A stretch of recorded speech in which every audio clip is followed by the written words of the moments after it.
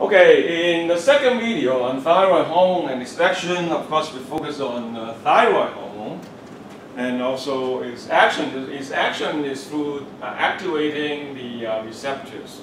In this video, the second video, we also discuss many complications relating to thyroid hormone diseases, either hypothyroidism or hypothyroidism or hyperthyroidism. Hypo means low, with not good enough thyroid hormone, and then hyper is high, with more than enough of thyroid hormone.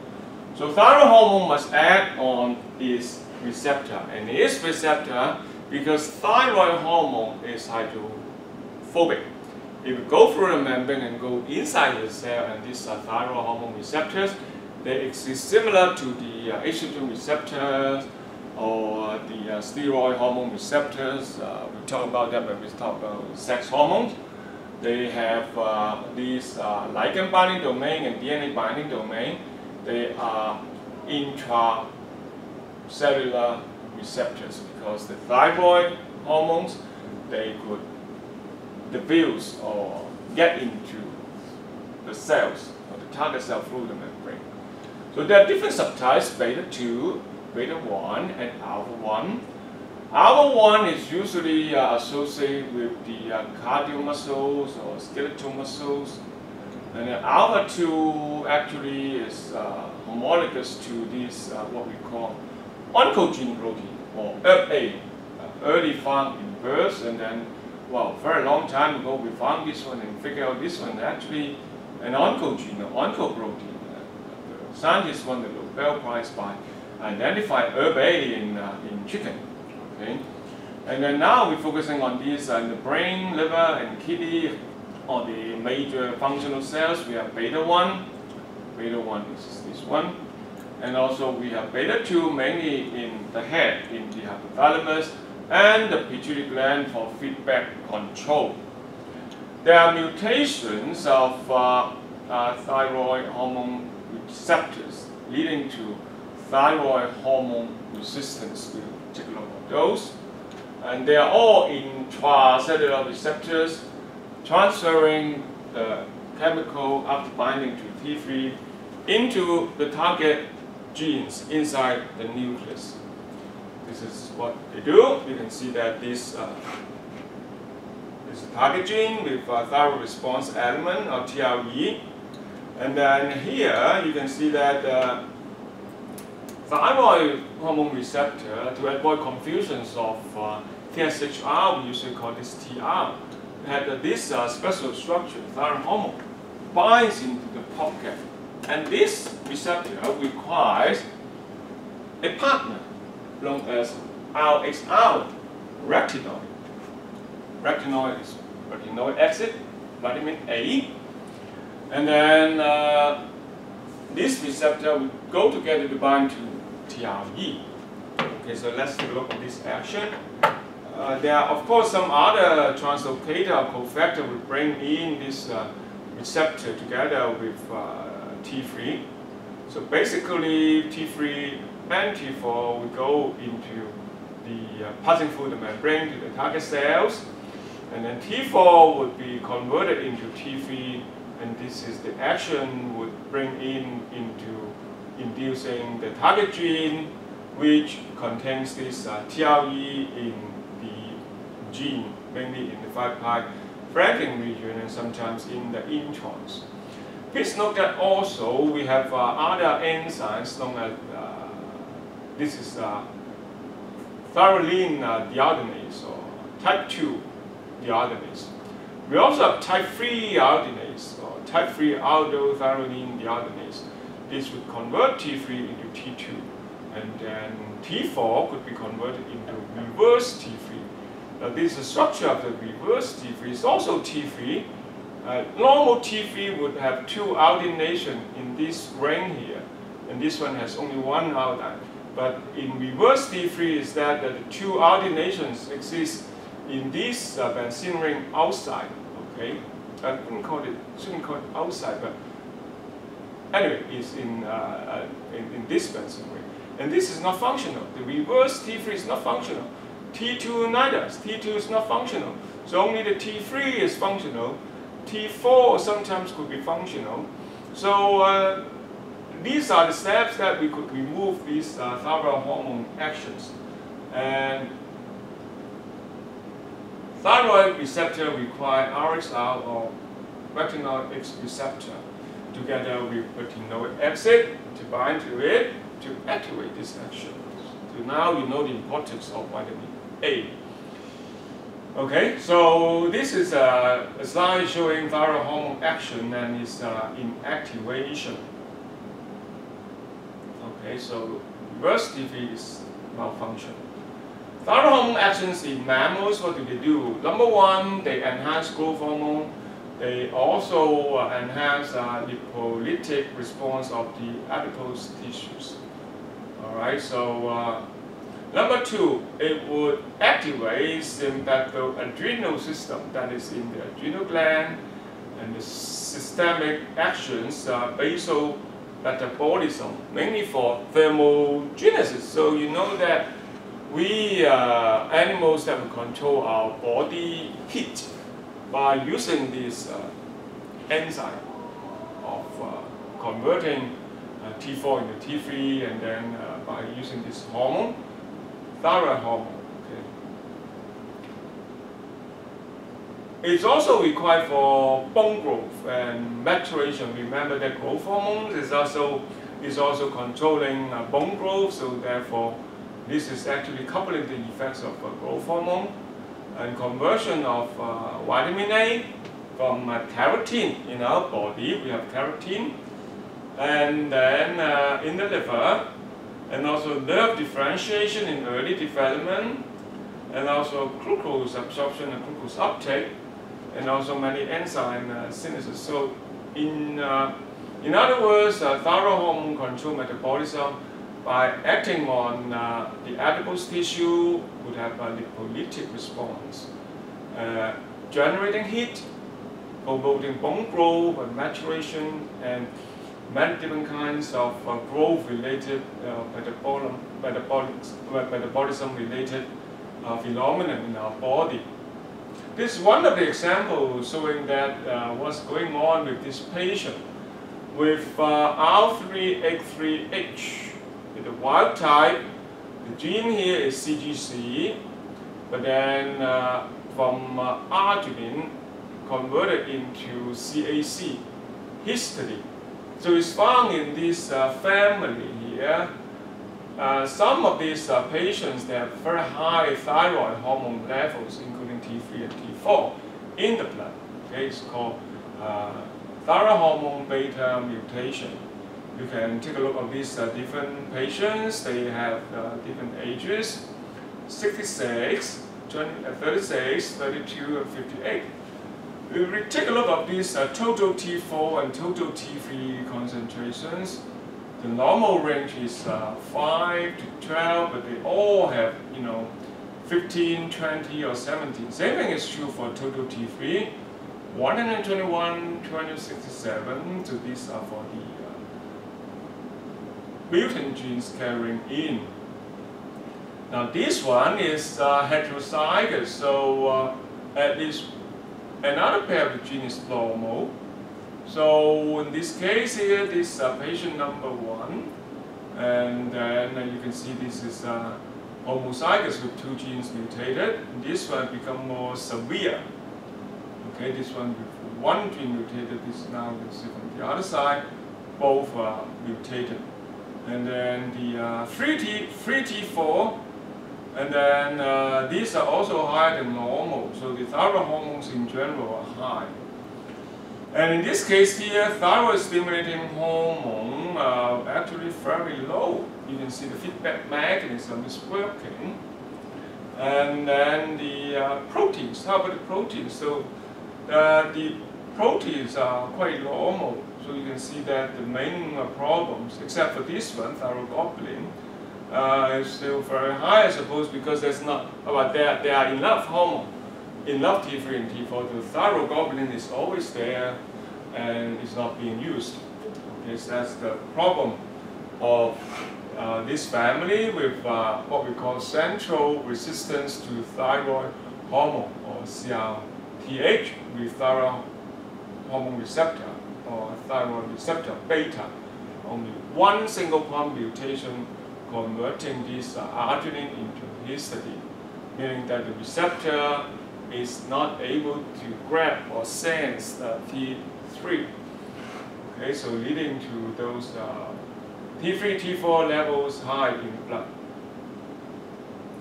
Okay, so that is one point mutation. Oh, what challenge with you with MCQ, which one of the following statements on thyroid hormone action is false? Thyroid hormone receptor forms heterodimer with retinoic X receptor to activate its target genes. Thyroid hormones inhibit hypothalamic TRH, or thyrotropion releasing hormone, and pituitary thyroid stimulating hormone. That's the feedback mechanism, right? T4, T3 are converted to reverse T3, which is the most potent thyroid hormone. Thyroid hormones enhance growth hormone action and lipolytic response in adipose tissues. And E, thyroid hormone enhance metabolism for thermogenesis and activate sympathoadrenal system. So obviously the answer is what? C again. Converted to reverse T3, which is the malfunction one, not the most potent one. So this statement C here is false. Thyroid hormone for metamorphosis, you would be thinking, okay, thyroid hormone is for thermogenesis. How about other organisms like lower vertebrates? They don't control the body heat, so what do they do there? Of course, it's also for growth and metabolism, and they also have a special role is for metamorphosis. Metamorphosis is about converting different parts of the body into particular kinds of function, like the limbs, the head, the tails. And you would imagine that this study could be done mainly on tadpoles, for these reptiles, okay? So removal of thyroid glands prevent the metamorphosis of tadpoles, and then injections of those hormone from the parasitic extracts, that means from the pituitary gland, would induce metamorphosis of those hypophysetemized tadpoles. The tadpoles with the pituitary gland removed, and then you inject it back, you can see metamorphosis come back. Implanting thyroid glands can improve thyroid development. So all in all, we confirm that thyroid is for normal development and metamorphosis in many vertebrates, especially for those reptiles and amphibians.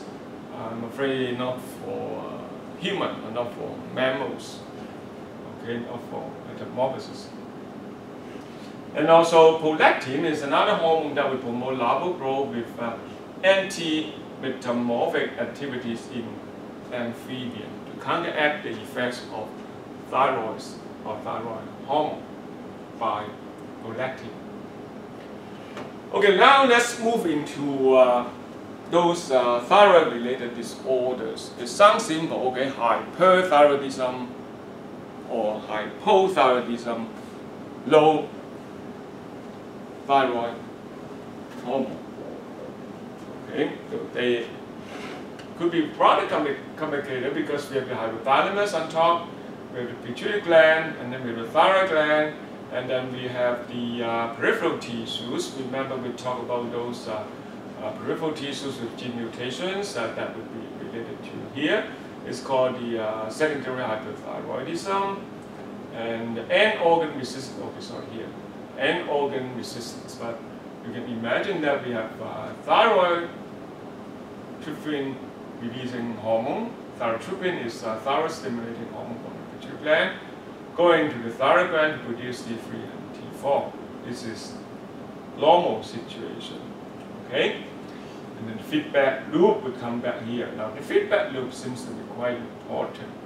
And then we have hypofunction if you do not have the thyroid or do not have the pituitary gland, then you have hypofunction in this case, because basically you don't have any TSH, so no stimulation of T3 and T4. But sometimes if there are, so this is what we call hypothyroidism, but sometimes the site of lesion could be tricky, and that could be hyperfunction, not hypofunction, because hyperfunction will lead to secondary hyperthyroidism, losing the control or feedback loop. Okay, so therefore the pituitary gland would be producing TSH all the way, and then T3 and T4 keep coming down all the way, leading to secondary hyperthyroidism. There are hypofunction, again, that the pituitary gland is normal, but then something wrong with the thyroid glands here. Thyroid gland will have defects. There are two different kinds of defects. Number one kind is that basically it's no T3, T4 produced, so there will be no feedback loop, and then the TSH will keep coming out. Okay? And then we call it primary hyperthyroidism because TSH keep coming out. Okay? They would lead to, actually you may be confused, oh, why we call primary hyperthyroidism, but basically it's hypothyroidism in this case because there's no T3, T4 produced. Okay, leading to diseases like cretinism, infantile, and also in adult myxedema. Okay, and this figure is actually taken from the textbook. So to avoid any confusion here, I put hypothyroidism here. Even though it's named secondary hyperthyroidism or primary hyperthyroidism, it should be hypothyroidism here. Or you may turn into here, it depends on the size of the lesion. Actually, the hyperfunction means the thyroid hormone keep coming out, but then the feedback loop would be here. So the TSH level would be low. Okay, this primary hyperthyroidism usually is related to what? Adenoma or carcinoma, meaning that it's a thyroid cancer. It's also quite common these days, okay, thyroid cancer. So without the stimulation, thyroid hormone keep coming out from the thyroid gland because the thyroid gland has tumor or cancer. Okay, finally, there are like a secondary hyperthyroidism or end organ resistance. We just mentioned that thyroid hormone beta got pawn mutation, so there was no actions taken here. Alright, so no matter how much you produce, it's just keeping back the feedback loop here. And then finally, we have some what we call thyroid stimulating antibody. The antibody is against the TSH receptor. The TSH receptor is on the thyroid gland here. So therefore, no action could be taken here. Alright, so this is also known as hyperthyroidism in this case. And then the thyroid hormone keep coming out, and then it is this case, and sometimes we will go into here in the pituitary gland to stop TSH produced, but the thyroid stimulating antibody. Because in some cases, the antibody will stimulate the receptors for TSH. Okay, so therefore keep coming even without the hormone, because the antibody will take over and then keep stimulating the receptor.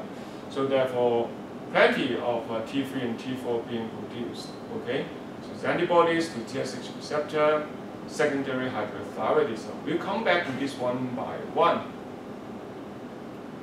Now, first we have to differentiate the difference between hypothyroidism and hyperthyroidism. Hypothyroidism is on the left, T3, T4 level decreased, and then reduced sweating, respiration, slow pulse, decreased cardiac output. Now that could be dangerous with low basal metabolic rate. So the whole person is actually down or low. Hypotension, body temperature dropped. Okay. and cold intolerance because the body is already not able to generate heat. So the patient will feel cold all the time. So if it's cold weather, they become cold intolerance. Usually they have dry skin, growth, and subdermal thickening.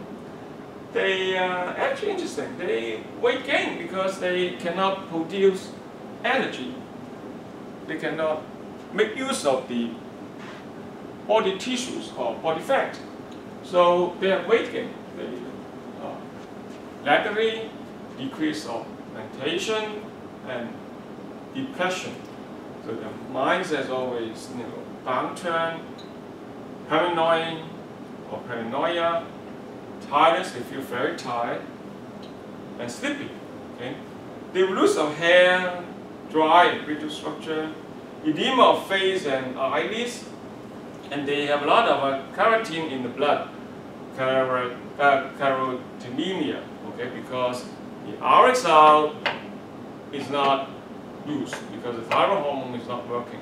The thyroid hormone receptor is not using thyroid hormone, so it's not using RXL. You can imagine the amount of keratin that we use mainly for thyroid hormone actions. So on the right hand side we have this hyperthyroidism, T3, T4 very high levels, elevated basal metabolic rate while the metabolic rate is very high, enhanced perspiration, sweating a lot because the whole body is generating heat, and quite energetic, so therefore pulse, very rapid pulse, increased cardiac output, always have hypertension, the person is always high, thermogenesis, so they will increase the body temperature, and for these guys, their heat intolerance always feel very hot, okay, warm and moist palms.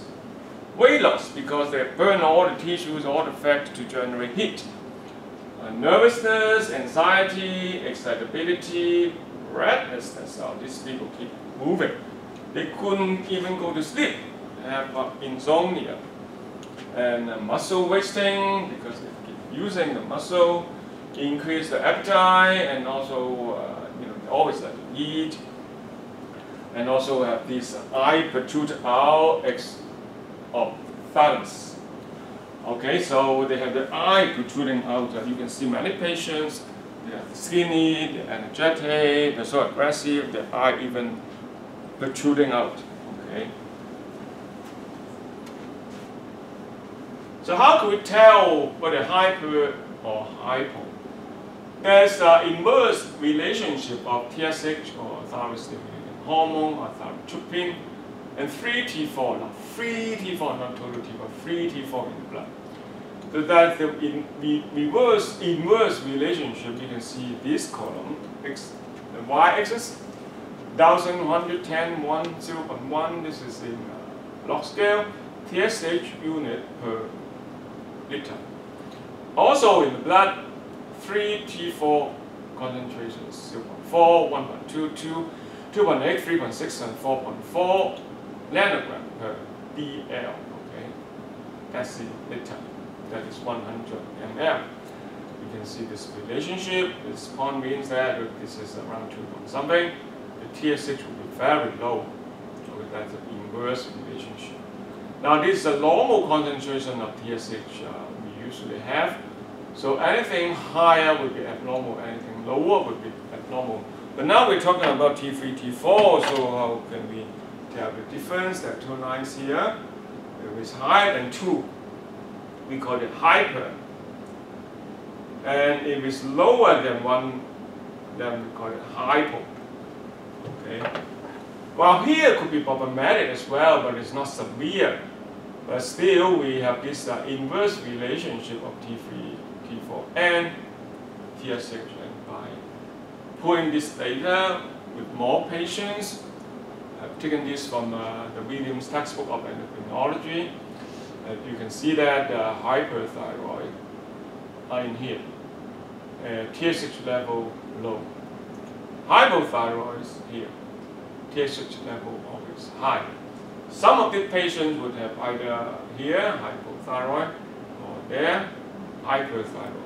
Okay, and then we have to pay attention to the relationship of TSH and free T4. Remember, this is free T4.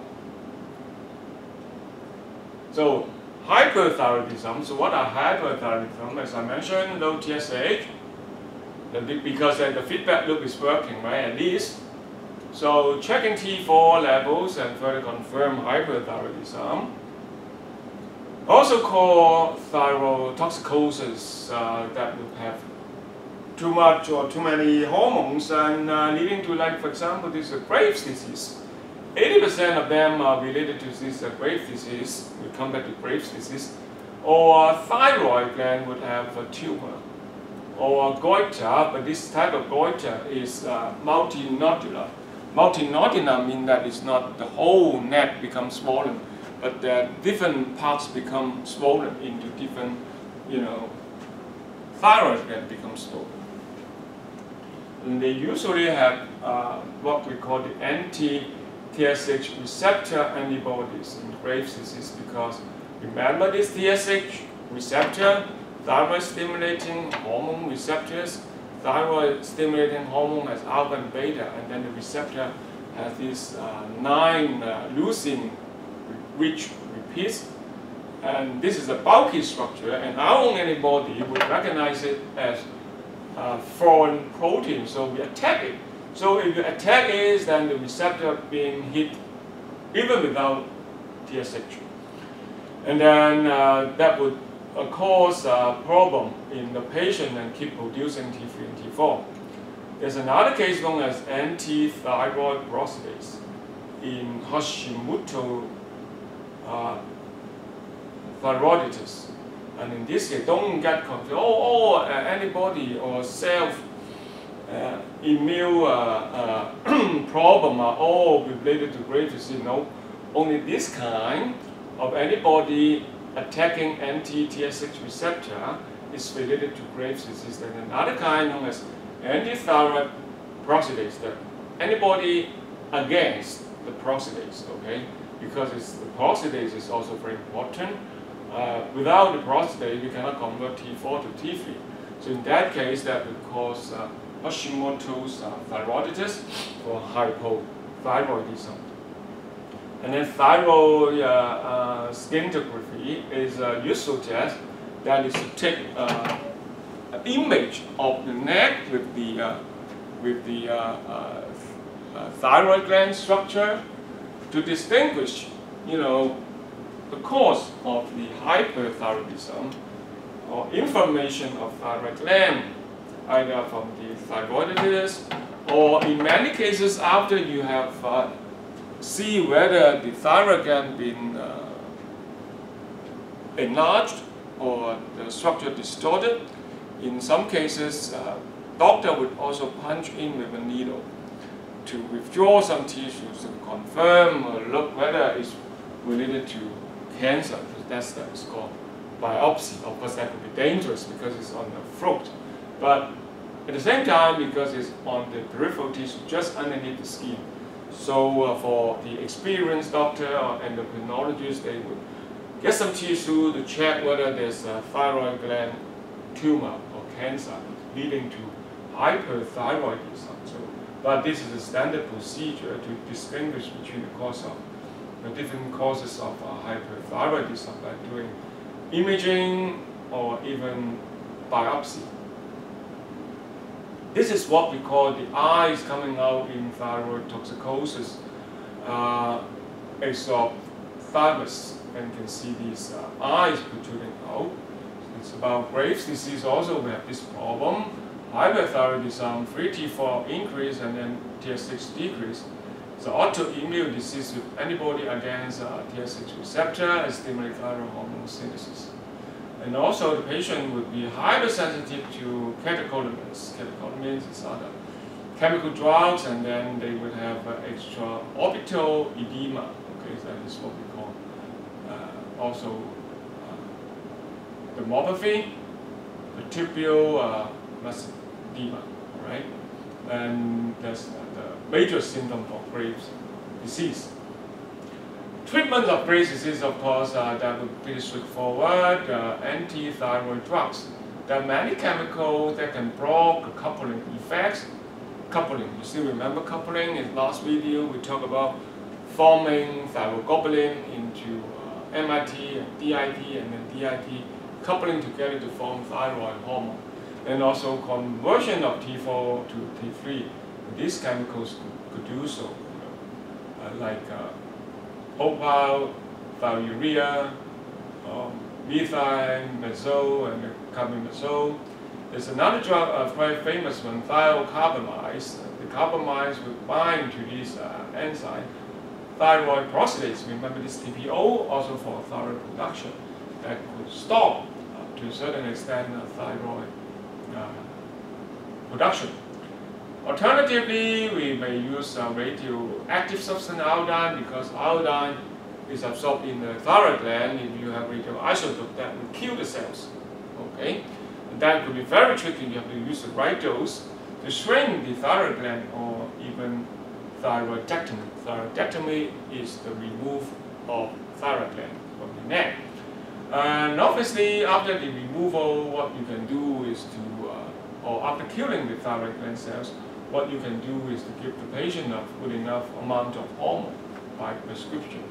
There are also other beta-adrenergic blockers like propranolol, commonly used for acute thyroid toxicosis. They will block the hepatic conversion of T4 to T3. Okay, T3 is the most potent one, so you may removing the toxic effects of the T3. And also cholestyramine that will be used to bind the T4 and then to the gut, and leading to the removal of this thyroid hormone. So these are the treatments for Graves' disease. For the hypothyroidism, goiter presence, like what we mentioned, the antibody, recognizing the Hashimoto thyroiditis, recognizing the enzymes, and then leading to iodine deficiency, caused by sometimes iodine deficiency, some drug goitrogen, food goitrogens, genetic defects, of course, in this thyroid hormone synthesis, usually because of the lack of the hormone for metabolism. The patient would develop into cretinism. And then there are hypothyroidism. We're talking about in this group on the left-hand side related to goiter presence, so the impaired peripheral sensitive, like we just mentioned, the receptor or central receptor, sometimes we call it GRTH, generalized. The previous example is called CRTH, or centralized thyroid hormone mutation, and then also infiltrating disease like lymphoma. The lymphoma white cell getting into the thyroid gland, stopping the function of the thyroid gland without producing any thyroid hormone. There are also goiter absence. Without goiter, secondary hypothyroidism, prolonged use of dopamine drug, locking down the TSH action totally, thyroid gland dysgenesis, malabsorption of replacement oral thyroxine, and then meaning that the patient using too much thyroxine, but then cannot really absorb it, and then post ablative surgery or radiation therapy. Okay, this would also cause hypothyroidism, because sometimes the patient remove the thyroid gland, and then radiation therapy also would lock down or kill down the thyroid gland. And before we move on to the next line, so what is cretinism? Cretinism is actually about the patient that would have problem with brain retardation. And what treatment can we help them? We'll come back to that later. Hyperthyroidism.